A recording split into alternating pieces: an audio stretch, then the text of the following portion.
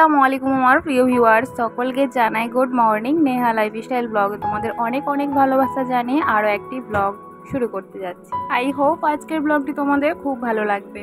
ঘুম থেকে উঠে গিয়েছি, ঘুম থেকে উঠে যাওয়ার পরে এই যে ব্রাশ করে এখনই ফ্রেশ হলাম, তারপরে বিছানাটা ঝেড়ে নেব। এই ব্লগটা হচ্ছে রবিবারের দিনের, আর এই ব্লগটা রবিবার শ্যুট করে আমি সোমবারই আপলোড দিতাম, তো সোমবার আপলোড দিতে পারিনি। রবিবারের দিন রাত্রেই আমি ব্লগটা এডিট কমপ্লিট করে রেখেছিলাম, শুধু ভয়েসের জন্য আটকে ছিল। তো ভাবলাম যে সোমবারের দিন সকাল সকাল ভয়েস দেওয়ার পরে হয়তো আপলোড দিয়ে দিতে পারবো, কিন্তু ঘুম থেকে লেট করে ওঠার কারণে আর ভিডিওটা আপলোড দিতে পারিনি। আর একটু শরীরটা খারাপ ছিল, সেই কারণে ভালোও লাগছিল না, সকাল সকাল ঘুম থেকে উঠেই শরীরটা খারাপ ছিল। তারপরে আর ব্লগ আপলোড করিনি। আর সোমবারের দিন আমি কোনো ধরনের ব্লগও করতে পারিনি, সোমবার বলতে কালকের দিনে কোনো ব্লগ করিনি। তো ওই কারণে আমি ব্লগটা দিতে পারিনি সোমবার। ভাবলাম যে এই ব্লগটা মঙ্গলবারই দেওয়া যাবে। তারপরে দেখতেই পাচ্ছ বিছানাটা ভালো করে গুছিয়ে নিয়েছি, আর বালিশগুলো এই যে চেয়ারের উপরে রাখলাম। আমি বিছানাতে সেরকম বালিশ পছন্দ করি না রাখতে, তো ওই জন্য একটাই বালিশ রেখেছি, কোল বালিশটাই শুধু রাখানো হয়েছে। তার কারণ একটাই, কোল বালিশটা এই জন্যই রাখলাম যাতে কেউ যদি এসে বিছানায় গা গড়া দেয় তো এই বালিশটা টেনে নিয়ে গা গড়া দিতে পারবে, সেই কারণে একটাই বালিশ রাখা হয়েছে। তারপরে এই যে ঘরটা ঝাড় দিয়ে নিচ্ছি, কারণ বিছানা ঝাড়লাম সে কারণেই। মা একবার সকালে দিয়েছে, তা সত্ত্বেও আমি একবার দিয়ে দিলাম। গাইজ, আমার চ্যানেলটা নিয়ে একটু সমস্যায় আছি।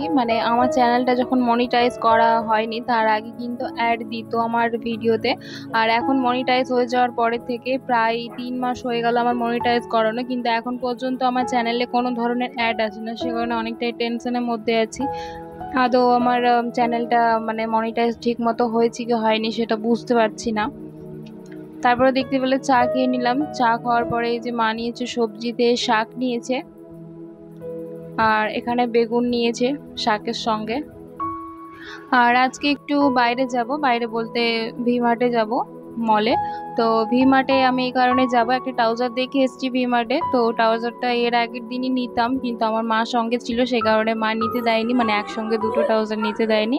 আর মাগুলো তো এরকমই হয়, যদি বেশি টাকা পয়সা খরচা করতে গেলে করতে দেয় না। তো ওই জন্যই আমি মার সামনে দুটো নিতে পারিনি, একটাই নিয়েছি। তারপরে দেখো মুখটা ধুয়ে নিয়েছি, এখানে ফ্রেশ হয়ে গেছে। আর আমি স্নান করিনি, আমি রেডি হয়ে গেলাম। আর আমি যদি দুপুর টাইমে কোথাও যাই, বাজার বা ব্যাংকে ট্যাঙ্কে যদি যাই, তাহলে আমি স্নান না করাতেই যাই, বেশিরভাগটাই আমি স্নান না করাতেই যাই। মুখ হাত তো ধুয়ে নিই, ফ্রেশ হয়ে যাই, কিন্তু আমি স্নান করি না। এই কারণেই এসে আবার ঘেমে যাই, আর স্নান তো করতে পারবো না, সেই কারণে আমি স্নান করি না। তো ফাইনালি পৌঁছে গেলাম ভি মার্টে। আর আজকে আমি একাই এসেছি, আমার সঙ্গে কেউ আসেনি। এর আগের দিন মাকে নিয়ে এসেছিলাম, আজকে কিন্তু একাই এসেছি। আর আজকে কিন্তু আমি ভি মার্টে হেঁটেই গিয়েছি, এমনিতেই হাঁটা হয় না, সে কারণে আরও আমি ইচ্ছে করে হেঁটেই গিয়েছি আর হেঁটেই এসেছি। অনেকটাই দূর, প্রায় 1.5 কিলোমিটার।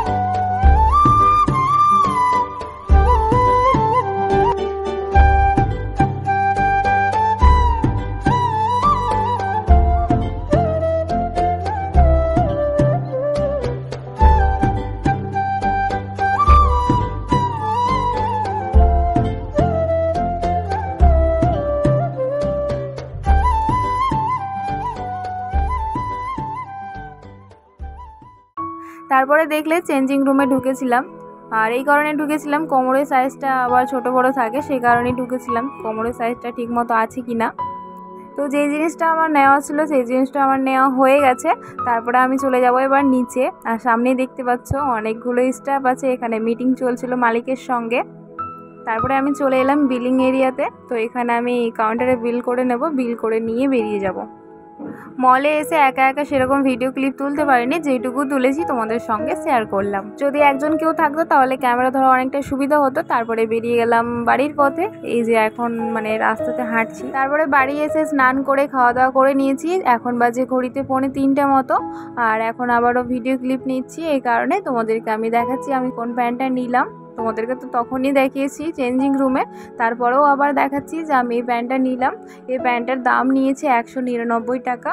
তো দেখতে কেমন লাগছে তোমরা অবশ্যই জানিও।